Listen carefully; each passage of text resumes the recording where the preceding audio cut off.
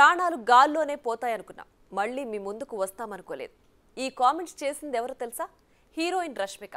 అవును, రీసెంట్గా ఈ యానిమల్ బ్యూటీ ఓ విమాన ప్రమాదంలో చిక్కుకుందట. ముంబై నుంచి హైదరాబాద్ వస్తున్నప్పుడు టేకాఫ్ అయిన 30 నిమిషాలకే విమానంలో సాంకేతిక లోపం తలెత్తింది. దీంతో ముంబైలో ఎమర్జెన్సీ ల్యాండింగ్ చేయాల్సి వచ్చింది.